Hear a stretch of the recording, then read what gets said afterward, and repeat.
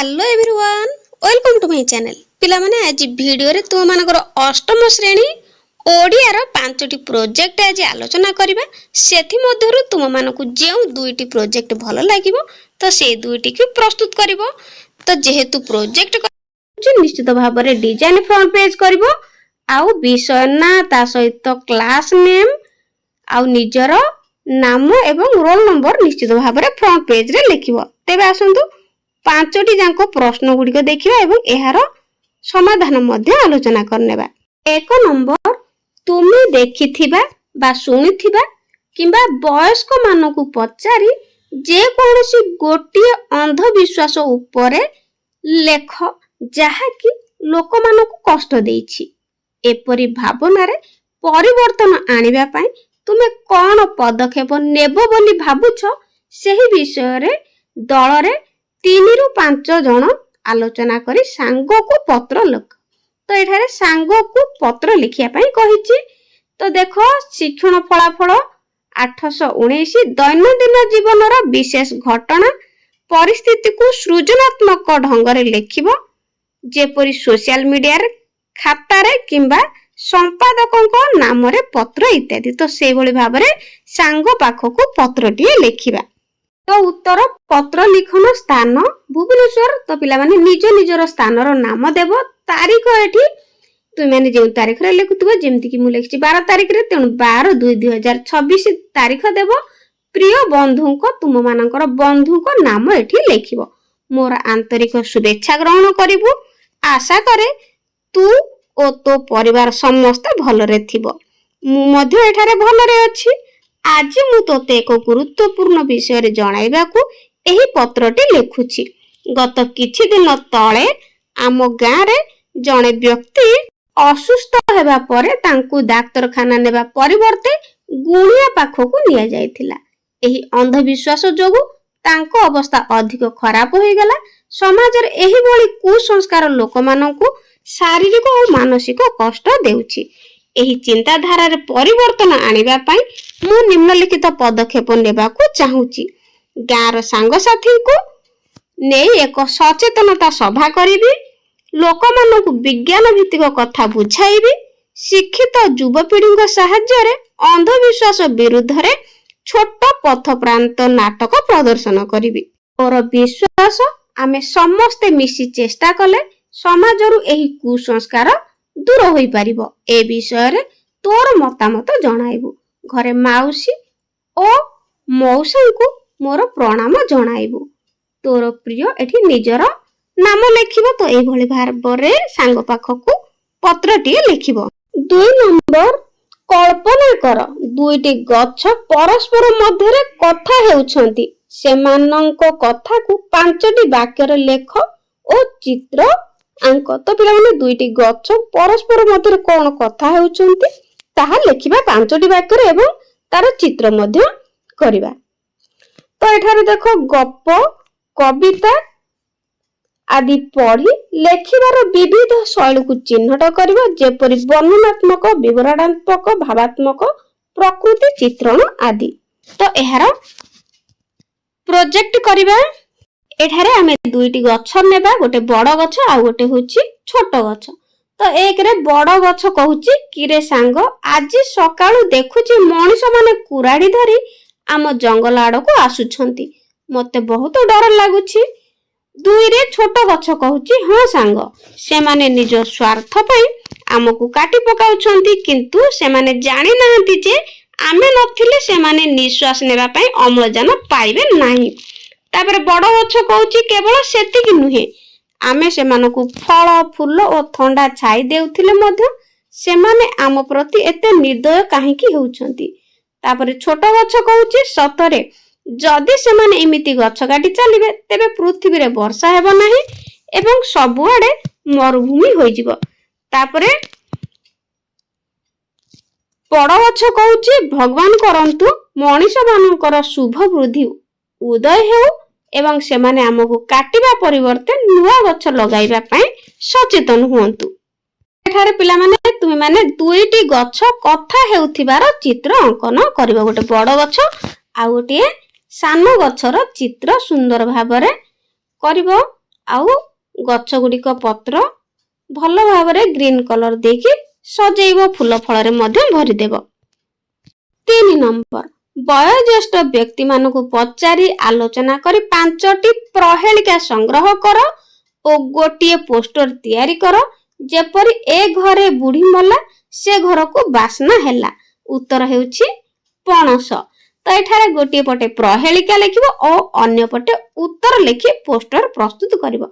ତ ଏଇଭଳି ଭାବରେ ଆଉ 5ଟି ଆମେ ପ୍ରହେଳିକା ଲେଖିବା, ଯାହାକୁ କି ଢଗ ଢମାଳି ମଧ୍ୟ କୁହାଯାଏ।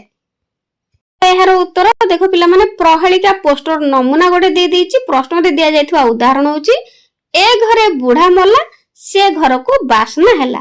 ତ ଉତ୍ତର ହେଉଛି ପିଆଜ ମଧ୍ୟ ରସୁଣ ମଧ୍ୟ ହେଇପାରିବ, ପଣସ କିନ୍ତୁ ସେଠି ଦେଇଛି। ତ ସେଇଭଳି ଆଉ ବାକି ଗୁଡ଼ିକ କରିନେବା ପ୍ରହେଳିକା ଆଉ ତାର ଉତ୍ତର। ଦେଖ, 1ରେ କାଟୁଥିଲେ ରକ୍ତ ନାହିଁ ଚାଲୁଥିଲେ ଗୋଡ଼ ନାହିଁ, ତ ଏହା ହେଉଛି ଛାଇ। 2ରେ ଉପରେ ପଥର ତଳେ ପଥର ମଝିରେ ଚଳେ ଜିଭ, ତ ଏହା ଚକି ବା ଶିଳ ମଧ୍ୟ ଲେଖିପାରିବ। ତାପରେ 3 ନମ୍ବରରେ ଲେଖିବା ପ୍ରହେଳିକା, ଗୋଟିଏ ଗଛରେ 12ଟି ଡାଳ ପ୍ରତି ଡାଳରେ 30ଟି ପତ୍ର, ତ ଏହା ହେଉଛି ବର୍ଷ, ଦିନ ଆଉ ମାସ।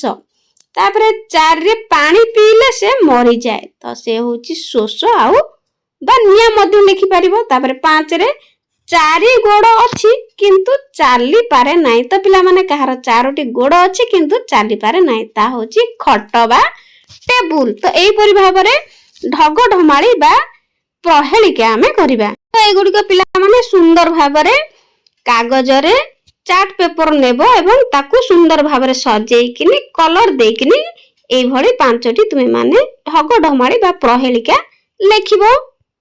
4 ନମ୍ବର, ତୁମ ଜୀବନକୁ ପ୍ରଭାବିତ କରିଥିବା ଶିକ୍ଷକ ବା ଶିକ୍ଷୟିତ୍ରୀ କିମ୍ବା ଅନ୍ୟ କୌଣସି ବ୍ୟକ୍ତିଙ୍କ ବିଷୟରେ 10ଟି ବାକ୍ୟ ଲେଖିବ। ତ ତୁମ ଜୀବନରେ ଆସିଥିବା ବା ଜୀବନକୁ ପ୍ରଭାବିତ କରିଥିବା ଯେକୌଣସି ଶିକ୍ଷକ ହୁଅନ୍ତୁ କିମ୍ବା ଶିକ୍ଷୟିତ୍ରୀ ହୁଅନ୍ତୁ କିମ୍ବା ବୟୋଜ୍ୟେଷ୍ଠ ବ୍ୟକ୍ତି କେହି ହୁଅନ୍ତୁ, ତ ସେମାନଙ୍କ ବିଷୟରେ 10ଟି ବାକ୍ୟ ଲେଖିବ। ମୁଁ ଏଠି ଜଣେ ଶିକ୍ଷକଙ୍କ ବିଷୟରେ ଲେଖିଛି 10ଟି ଧାଡ଼ି, ତୁମେ ମାନେ ଅନ୍ୟ ବିଷୟରେ ମଧ୍ୟ ଲେଖିପାରିବ। ଶିକ୍ଷୟିତ୍ରୀ କିମ୍ବା କୌଣସି ବ୍ୟକ୍ତିଙ୍କ ବିଷୟରେ ଲେଖିପାରିବ। ତ ଶିକ୍ଷକଙ୍କ ବିଷୟରେ ଲେଖିବା, 1ରେ ମୋ ଜୀବନରେ ଅନେକ ଶିକ୍ଷକ ଶିକ୍ଷୟିତ୍ରୀ ଆସିଛନ୍ତି କିନ୍ତୁ ମୋର ପ୍ରିୟ ଶିକ୍ଷକ ହେଉଛନ୍ତି ଶ୍ରୀଯୁକ୍ତ। ତ ଯେଉଁ ଶିକ୍ଷକଙ୍କ ନାଁ ତୁମେ ଜଣେ ହେଲେ ଜଣେ ଶିକ୍ଷକଙ୍କ ନାଁ ଲେଖିବ। ତାପରେ 2ରେ ସେ ଆମ ବିଦ୍ୟାଳୟରେ ଓଡ଼ିଆ ବା ଗଣିତ ଯେକୌଣସି ବିଷୟ ପଢ଼ାନ୍ତି ତ ତାହା ଲେଖିବ। ତାପରେ 3ରେ ତାଙ୍କର ପଢ଼ାଇବା ଶୈଳୀ ଅତି ସହଜ ଏବଂ ହୃଦୟସ୍ପର୍ଶୀ। 4ରେ ସେ ସବୁବେଳେ ହସ ଖୁସିରେ ପିଲାମାନଙ୍କ ସହ କଥା ହୁଅନ୍ତି, ଯାହା ଫଳରେ ଆମେ ନିର୍ଭୟରେ ତାଙ୍କୁ ପ୍ରଶ୍ନ ପଚାରି ପାରୁ। 5ରେ ସେ କେବଳ ପାଠ ପଢ଼ାନ୍ତି ନାହିଁ ବରଂ ଜୀବନରେ ଜଣେ ଭଲ ମଣିଷ ହେବା ପାଇଁ ଆମକୁ ନୈତିକ ଶିକ୍ଷା ମଧ୍ୟ ଦିଅନ୍ତି। ତାପରେ 6ରେ ଯଦି କୌଣସି ଛାତ୍ର ପାଠ ବୁଝିବାରେ ଅସୁବିଧା ଅନୁଭବ କରେ ସେ ତାକୁ ବହୁତ ଧୈର୍ଯ୍ୟର ସହ ବାରମ୍ବାର ବୁଝାଇ ଦିଅନ୍ତି। 7ରେ ସେ ସବୁବେଳେ ସମୟାନୁବର୍ତ୍ତୀ ଓ ଶୃଙ୍ଖଳିତ ହେବାକୁ ଆମକୁ ପ୍ରେରଣା ଦିଅନ୍ତି। 8ରେ ସେ ଆମକୁ ଖେଳକୁଦ ଏବଂ ଅନ୍ୟାନ୍ୟ କଳା ପ୍ରତି ମଧ୍ୟ ବହୁତ ଉତ୍ସାହିତ କରନ୍ତି।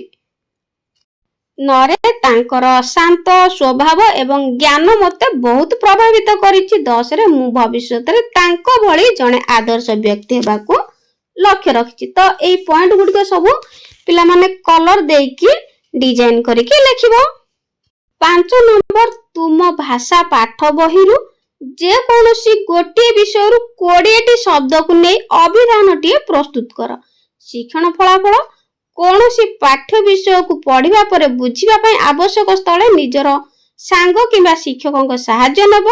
ଅନ୍ୟାନ୍ୟ ସାମଗ୍ରୀ ଯେପରି ଶବ୍ଦକୋଷ, ମାନଚିତ୍ର, ଇଣ୍ଟରନେଟ କିମ୍ବା ଅନ୍ୟ ପୁସ୍ତକର ମଧ୍ୟ ସାହାଯ୍ୟ ନେଇପାରିବ। ତ ଶବ୍ଦକୋଷ ନିଶ୍ଚିତ ଭାବରେ 20ଟି ଶବ୍ଦକୁ ନେଇ ଅଭିଧାନଟିଏ ଲେଖିବା।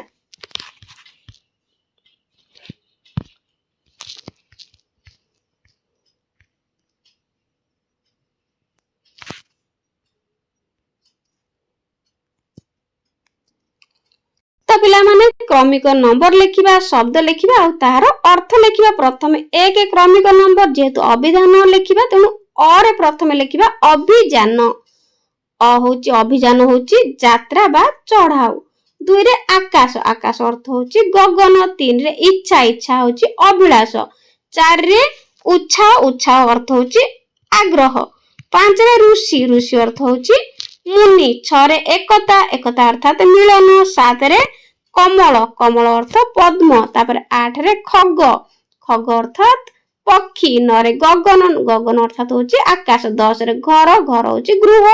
11 ରେ ଚପଳ, ଚପଳ ଅର୍ଥ ହଉଛି ଚଞ୍ଚଳ। ତାପରେ 12 ରେ ଜଳ, ଜଳ ଅର୍ଥ ହଉଛି ପାଣି।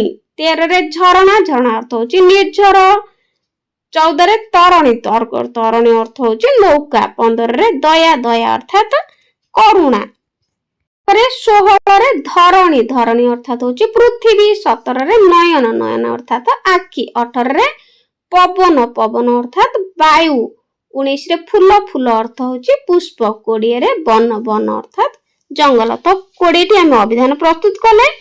এইଭଳି ଭାବରେ ଲେଖିବ ଏବଂ ଏହାକୁ ସୁନ୍ଦର ସୁନ୍ଦର କଲରଫୁଲ କରିକି ଲେଖିବ, ତ ଭଲ ମାର୍କ ନିଶ୍ଚିତ ଭାବରେ ଆସିବ। ତ ଏଗୁଡିକ ଥିଲା ଆମର ଓଡ଼ିଆ ବିଷୟର ପ୍ରକଳ୍ପ ଗୁଡିକ ଆମେ ଜାଣିଲେ। ତାପରେ ଆମେ ଅଲଗା ବିଷୟର ମଧ୍ୟ ଆଲୋଚନା କରିବା। ତ ଆଜି ପାଇଁ ଭିଡିଓଟି ଏତିକି ଥାଉ। Thank you.